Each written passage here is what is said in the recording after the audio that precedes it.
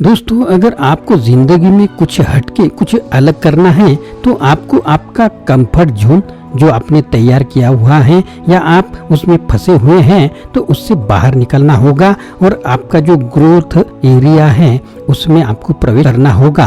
अपना आरामदायक क्षेत्र कैसे छोड़े और अपने विकास क्षेत्र में कैसे प्रवेश करे, यह टॉपिक है आज के वीडियो का। तो दोस्तों, बहुत ही महत्वपूर्ण टॉपिक है। तो आपको अगर आप नए हैं चैनल पर तो चैनल को सब्सक्राइब करना ना भूले। चलिए शुरुआत करते हैं इस विशेष वीडियो की।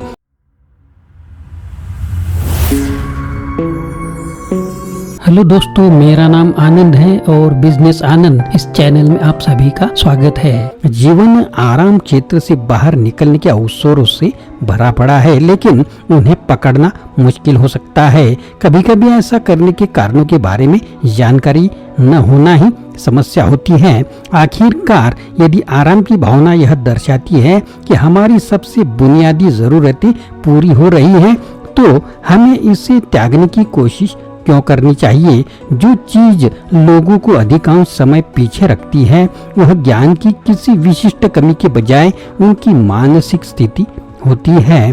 दोस्तों, यह वीडियो आराम से बाहर निकलकर व्यक्तिगत विकास की ओर कदम बढ़ाने के लिए आवश्यक सोच में बदलाव पर प्रकाश डालता है। साथ ही हम आरामदायक क्षेत्र छोड़ने को यथासंभव फायदेमंद बनाने में मदद करने के लिए भी उपयोगी टूल्स इस वीडियो के माध्यम से या कई वीडियो के माध्यम से रणनीतियाँ और उदाहरणों की रूपरेखा तैयार करते जाते हैं और आपके सामने प्रस्तुत करते हैं। दोस्तों, इससे पहले कि आप जारी रखें, हमने सोचा कि आप हमारे लक्ष्य प्राप्ति अभ्यासों की जो भी वीडियोस हैं वह भी जरूर सुने। तो दोस्तों, इस वीडियो में हम क्या क्या जानने वाले हैं। दोस्तों, वीडियो लंबा जरूर हो सकता है, लेकिन यह टॉपिक कंटिन्यू सुनना आपके फायदे का होगा।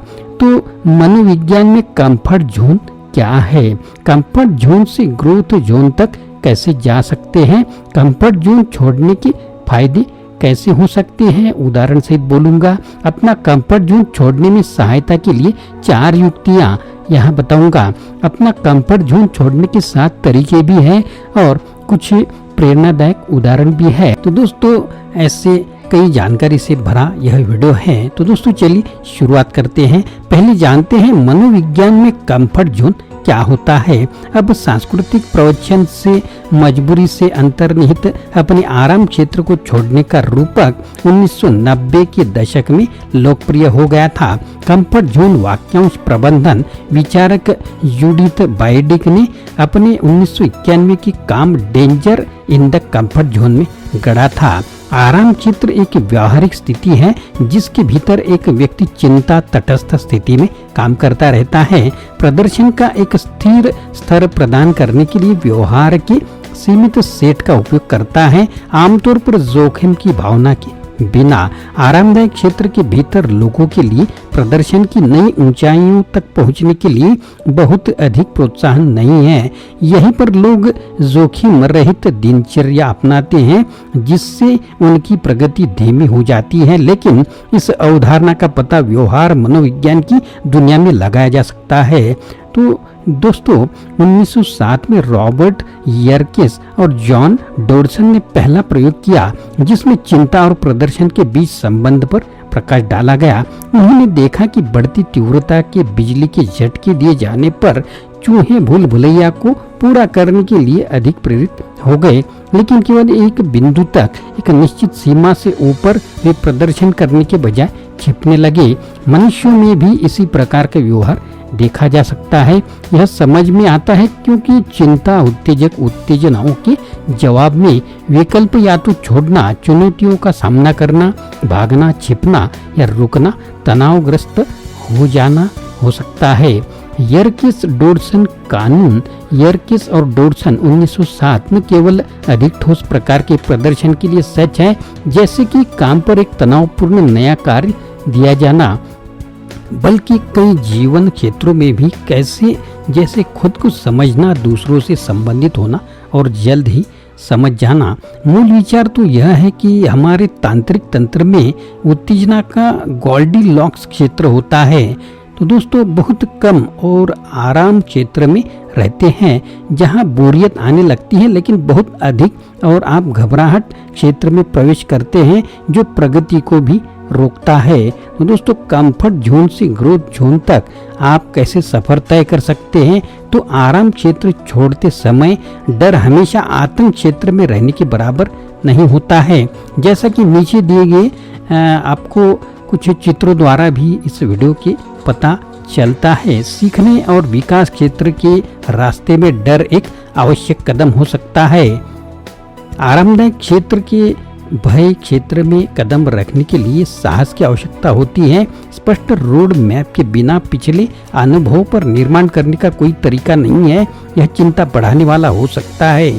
फिर भी लंबे समय तक दृढ़ रहे और आप सीखने के क्षेत्र में प्रवेश करते हैं जहां आप एक नए कौशल हासिल करते हैं और चुनौतियों से कुशलतापूर्वक निपटते हैं। सीखने की अवधि के बाद एक नया आराम क्षेत्र निर्मित होता है जिससे व्यक्ति की और भी अधिक ऊंचाइयों तक पहुंचने की क्षमता का विस्तार होता है। विकास क्षेत्र में होने का यही मतलब है। यह बताना महत्वपूर्ण है कि अधिकांश व्यवहार परिवर्तन प्रयासों की तरह कुछ स्तर की आत्म जागरूकता के बिना विकास क्षेत्र में आगे बढ़ना कठिन हो जाता है। इस प्रकार ग्राहकों के लिए कुछ विचार करना फायदेमंद हो सकता है, जैसे उनके क्षेत्र कितने बड़े हैं। जीवन के प्रत्येक क्षेत्र में हर किसी के क्षेत्र का आकार अलग अलग होता है। अपने आराम क्षेत्र को छोड़ने के लिए आपको इसकी बाहरी सीमाओं की सराहना करनी चाहिए। इसी तरह आपको यह सहज ज्ञान विकसित करना होगा कि आपका आतंक क्षेत्र कहाँ स्थित है। बीच में मौजूद चुनौतियों का सामना करने से आपको विकास और सीखने में मदद मिलेगी। उनकी ताकतें क्या है? व्यक्तिगत शक्तियों को समझना और उनका लाभ उठाना बहुत उपयोगी हो सकता है। अधिकांश लोगों ने जीवन के कम से कम एक क्षेत्र में आराम क्षेत्र छोड़ने का अनुभव किया है और इस अनुभव से आमतौर पर बहुत सारी अंतर्दृष्टि प्राप्त होती है। वास्तव में दुनिया क्षेत्र से विकास क्षेत्र में जाने की प्रक्रिया, तो दोस्तों सुविधा क्षेत्र से विकास क्षेत्र में जाने की यह प्रक्रिया रेखिक नहीं हो सकती है। चोटियां, गर्त और पठार अक्सर यात्रा को जटिल बनाते हैं। कभी कभी दोबारा निकलने की ताकत जुटाने से पहले हमें समय समय पर आराम क्षेत्र में पीछे हटने की भी आवश्यकता हो सकती है। फिर भी कदमों की सराहना करने से अनिश्चितता को सहन करने में मदद मिल सकती है। आरामदायक क्षेत्र में रहने के दौरान सुरक्षित महसूस करना, नियंत्रण में रहना और पर्यावरण भी संतुलित रखना आकर्षक लगता है। यह सहज नौकायन है। हालांकि सर्वश्रेष्ठ नाविक चिकने पानी में पैदा नहीं होते हैं। हम अगले भाग में आराम क्षेत्र छोड़ने के कुछ शक्तिशाली लाभों का भी पता लगाने वाले हैं। तो यहाँ पर हम जानेंगे कि कंफर्ट जोन छोड़ने के फायदे 4 प्रकार के कैसे हो सकते हैं। दोस्तों प्रदर्शन को बढ़ाने के अलावा आराम क्षेत्र छोड़ने के कई कम प्रत्यक्ष लाभ भी हैं। पूरी सूची के लिए एक अलग वीडियो की आवश्यकता जरूर होगी जो मैं आगे चल के बनाऊंगा। इसलिए यहाँ पर अब अभी मैं शीर्ष 4 पंक्ति वाले मोटे मोटे उदाहरण आपको देने वाला हूँ। तो पहला है कि आत्मबोध। कई लोगों के लिए आत्मबोध आराम क्षेत्र छोड़ने के लिए एक शक्तिशाली प्रोत्साहन के रूप में कार्य करता है। इस अवधारणा को अब्राहम मैस्लो 1943 के मानव प्रेरणा के सिद्धांत के माध्यम से लोकप्रिय बनाया गया, जिसका वर्णन उन्होंने इस प्रकार किया है। एक आदमी जो हो सकता है उसे होना ही चाहिए। इस आवश्यकता को हम आत्मबोध कह सकते हैं। मास्लो की जरूरतों का पदानुक्रम एक सीढ़ी की तरह काम करता है, जिसमें हमारी बुनियादी और मनोवैज्ञानिक जरूरतों की संतुष्टि आराम क्षेत्र में रहने की समान होती है।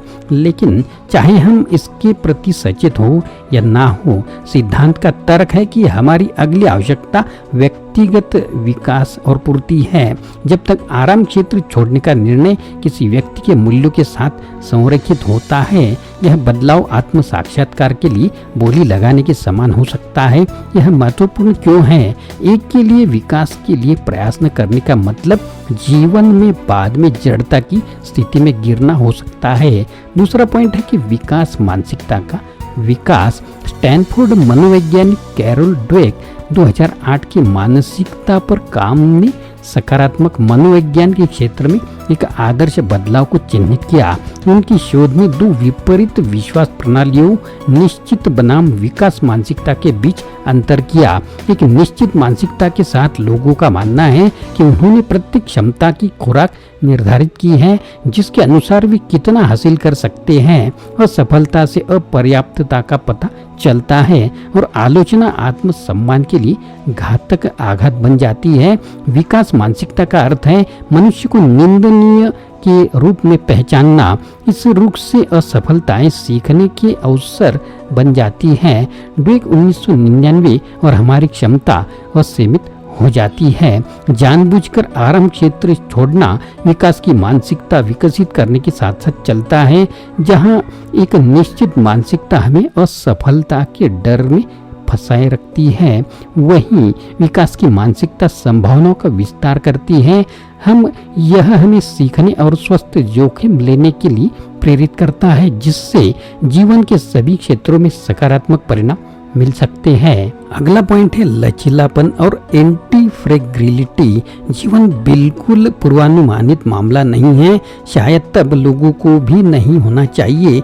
देर सबेर हर किसी को प्रतिकूल परिस्थितियों का सामना करना पड़ता है। अपने आराम क्षेत्र का विस्तार करने की आदत लोगों को अधिक शांति के साथ बदलाव और अस्पष्टता को संभालने में सक्षम बनाती है, जिससे लचीलापन आता है। इसे आगे बढ़ाते हुए सांख्यिकीविद नसीम तालेब 2012 ने एंटी फ्रेग्राइल सिस्टम की अवधारणा पेश की है, जो अस्थिरता, यादृच्छिकता, विकार और तनाव के संपर्क में आने पर पनपती और बढ़ती है।